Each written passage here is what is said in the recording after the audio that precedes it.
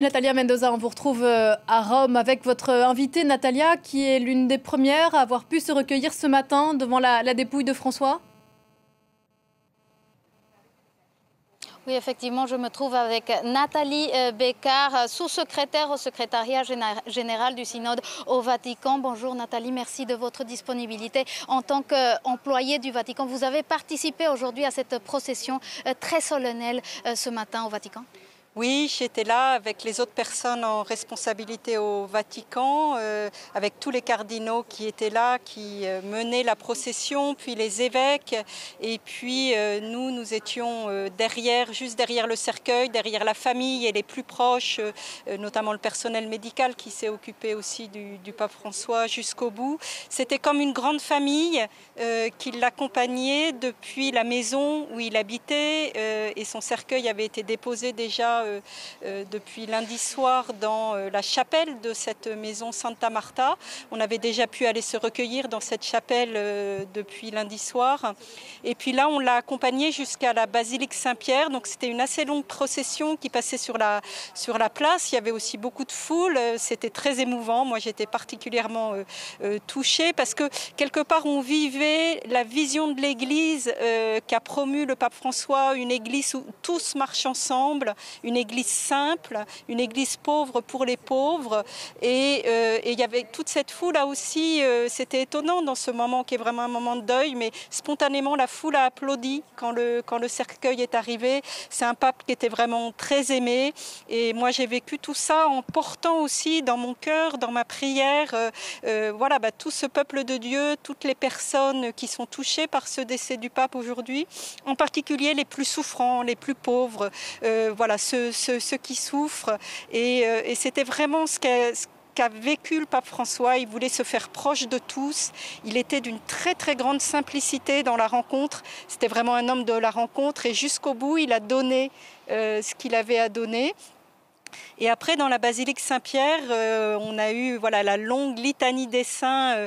Son cercueil était déposé devant le tombeau de Saint-Pierre parce que cette célébration, elle nous faisait vivre aussi toute cette continuité. C'est quand même incroyable de l'Église qui existe depuis la mort et la résurrection du Christ, depuis le premier pape Saint-Pierre qui a été martyrisé sur cette place, et puis tant de personnes de par le monde qui sont en communion avec nous. Voilà, donc c'était vraiment un moment de foi profonde et je crois que le pape François c'était aussi un grand homme de foi et de prière et jusque dans ce moment il témoigne voilà, de Dieu pour tout le monde et pour le service de l'humanité. Oui, un moment de foi, un moment de deuil, de recueillement, de silence aussi. C'est l'Église qui dit adieu à ce pape qui a été très populaire.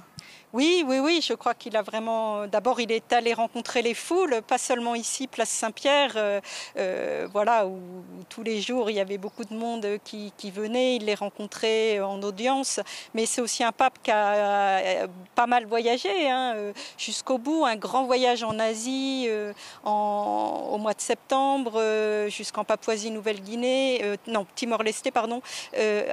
Son dernier grand voyage à l'extérieur, c'était en Corse, donc voilà, pour nous, les Français, c'était aussi en France. Et puis on ne peut pas ne pas oublier qu'il est allé en Irak, par exemple, en prenant des risques. Voilà, il a vraiment manifesté à travers ses voyages, à travers sa prière, jusqu'à dimanche. Vous voyez, à chaque fois qu'il prenait la parole pour l'Angélus ici, pour sa bénédiction de Pâques, c'était toujours pour prier pour les peuples en guerre, en souffrance, les victimes de catastrophes, appeler à la paix. Et quelque part, c'est aussi ça, dans le silence, je dirais, qui se manifeste. Contrairement à la tradition, il ne sera pas enterré dans les grottes du Vatican. François a choisi d'être inhumé dans la basilique Sainte-Marie-Majeure à Rome. Pourquoi ? Alors c'est vrai, c'est quand même une basilique où il y a quelques papes qui ont été enterrés, mais ça faisait très longtemps, plusieurs siècles, qu'aucun pape n'avait été enterré là-bas. Pour lui, c'était un lieu très très important. Je viens d'évoquer ses voyages. En fait, à chaque fois qu'il faisait un déplacement en dehors du Vatican, il allait d'abord prier devant une icône de la Vierge Marie qu'il aimait beaucoup. C'est un pape qui avait une foi aussi très, très mariale, très populaire, hein. Il vient d'Amérique latine, où la Vierge Marie est très vénérée, mais comme dans aussi beaucoup d'endroits dans le monde. Et Et donc pour lui, c'était très important, à chaque fois qu'il partait, d'aller confier son voyage à l'intercession de la Vierge Marie. Et quand il rentrait, avant de revenir au Vatican, il s'arrêtait toujours pour prier devant cette icône. Il est allé aussi prier devant cette icône au moment du Covid. Voilà, donc c'est un lieu très signifiant pour lui. Et puis un pape qui jusqu'au bout, on l'a bien vu, il a fait évoluer quelques éléments dans le rituel des funérailles du pape. Il a choisi d'avoir un cercueil plus simple.